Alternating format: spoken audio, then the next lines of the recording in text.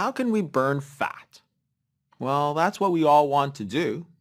Imagine that we can somehow manipulate our meals so that we can maximize fat burning. How do we do this? Well, first of all, we have to understand what happens to our physiology when we eat. So when we eat food, the hormone insulin starts to rise.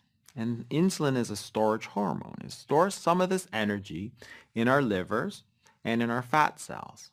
So sugar gets stored in the liver as glycogen, and fat gets stored as well.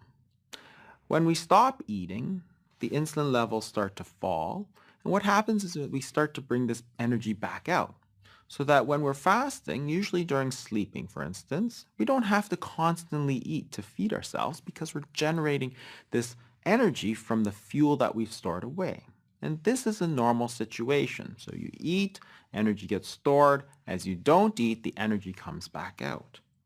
Now, there are two main fuel sources for the body. The body can burn sugar and the body can burn fat. And you have to understand that the body can switch from one to the other without any problems. This is a normal situation. Sugar is like the money in your wallet. It's easily available, but you can only store a certain limited amount.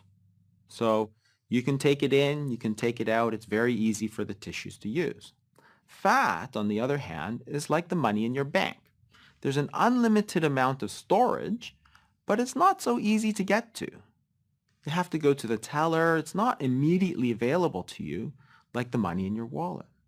And this really explains partially why it's so hard to burn fat, because it's not that accessible to you. In fact, you can only get at it after you've burned through all the sugar, because your body is not going to bother of getting the energy from the fat when it has plenty of sugar. Let's look at what happens to the body when you start fasting. If you look at this graph, what it shows you is where the body is getting its energy from.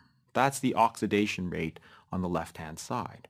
So immediately when you stop eating, what you see is that the body is deriving most of its energy from carbohydrates. That's sugar. And the immediate part after fasting, you can see that most of the energy is still derived from sugar. But after about 24 hours or so, those stores start to run out.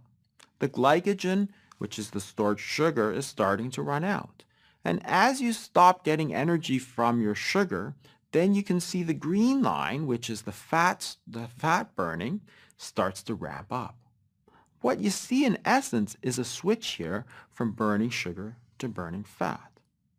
At no time do you see the protein really become a major problem. We're not burning protein for fuel. Protein is what we want our muscles, our tissues to be made out of. It's important. And you see that the body conserves the protein through the entire process. We're not burning muscle, we're burning fat.